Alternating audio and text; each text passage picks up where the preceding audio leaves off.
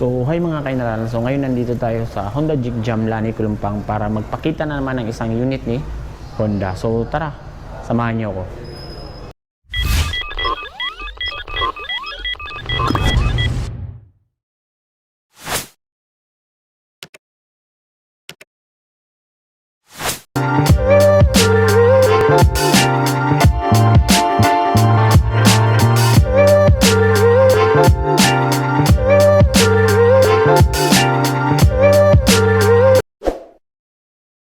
Walang iba mga kinala kung hindi ang Honda XRM 125DS yan. So alam naman natin mga kinala na isa si Honda XRM 125 sa mga pinakasikat na models ni Honda. Sikat ang motor na ito mga kinala dahil alam naman natin na mura, matibay at higit sa lahat pwede sa lahat ng klase ng daan. Puntahan na natin ang makina ng motor na ito mga kinala. So meron itong 125cc engine displacement. Meron siyang maximum power na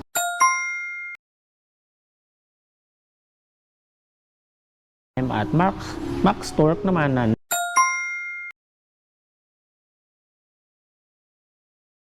meron na rin itong single cylinder, naka 4-stroke, overhead cam at air-cooled ang motor na to. Yan. Fuel injected na rin ang motor na to kaya naman matipid to sa gasolina. Tayo sa itsura ng motor na to sa kanyang harap. So yan, kitang-kita nyo mga kainalo na CRF inspired na talaga ang kanyang ulo or kanyang headlight yan. Pati kanyang visor yan no. So kulay black siya, glossy ang kulay nito sa kanyang bandang headlight. Tapos meron siyang bulb type na mga turning lights at pati kanyang headlights ay bulb type pa rin yan. And then, dito na sa may tapaludo yan, so kitang-kita nyo mga kainal, kulay black, glossy. So, naka-telescopic fork yung kanyang harap yan. Tapos, ito yung tsura ng kanyang gulong yan. So, naka-disc brake, yung braking system sa harap yan. Single piston caliper.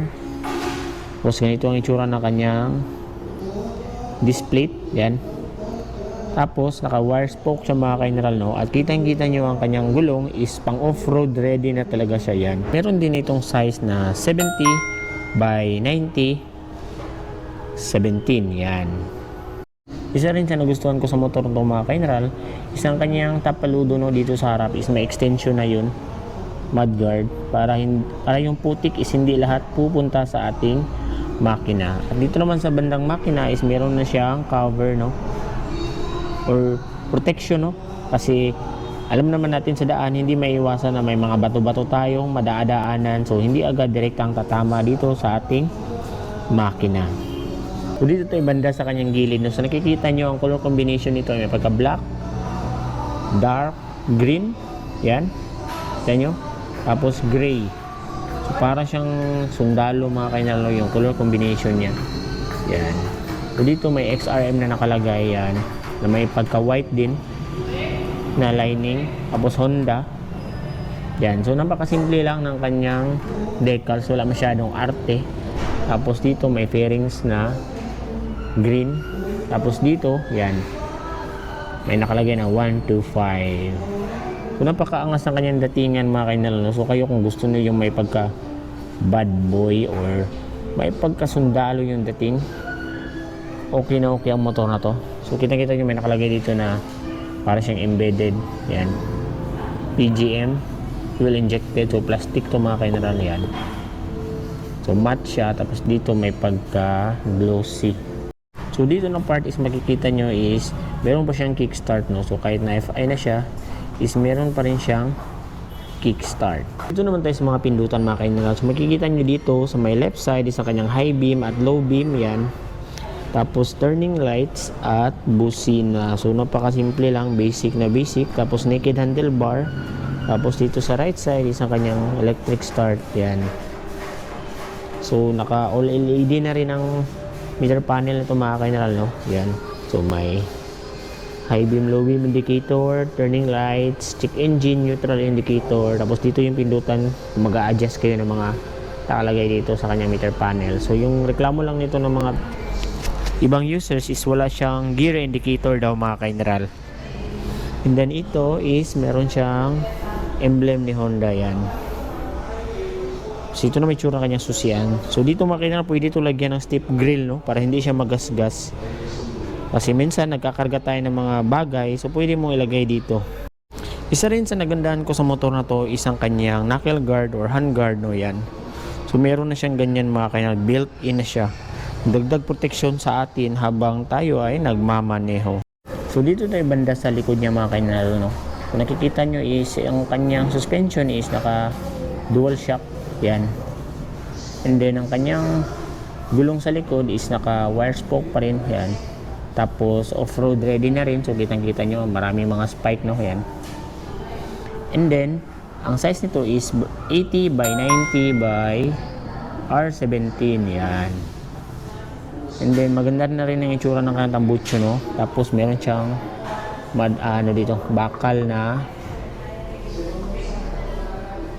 exhaust para protection, no, hindi mapaso yung angkas natin, yan.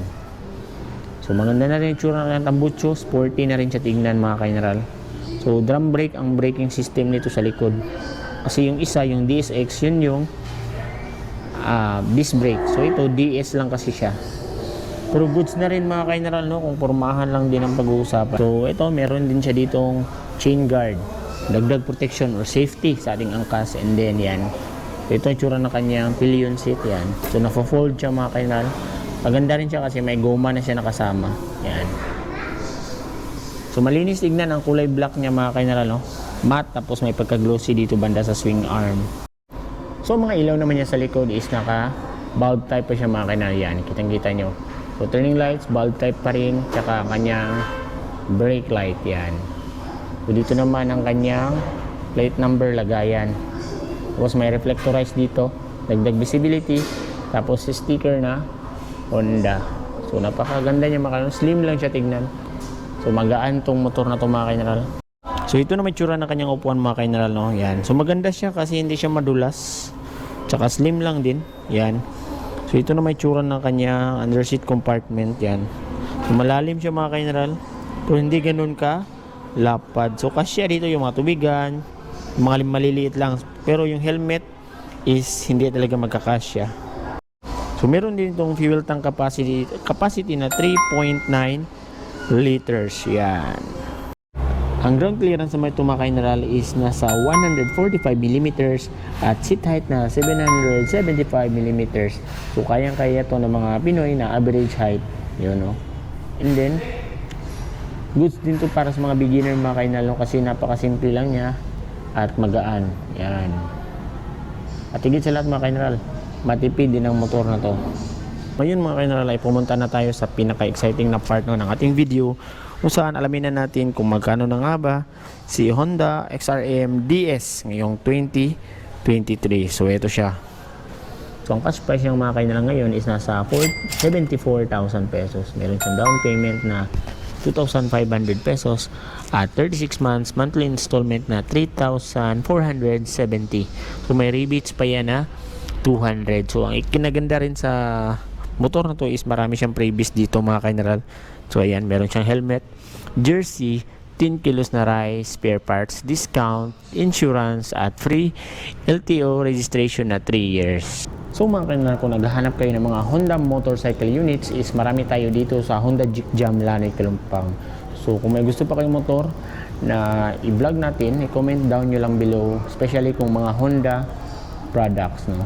So kung umabot ka sa part ng video na to is gusto kong magpasalamat, no, sa panunood at patuloy na suporta sa ating munting YouTube channel. So yun lang mga kaineral, ride safe, bye bye.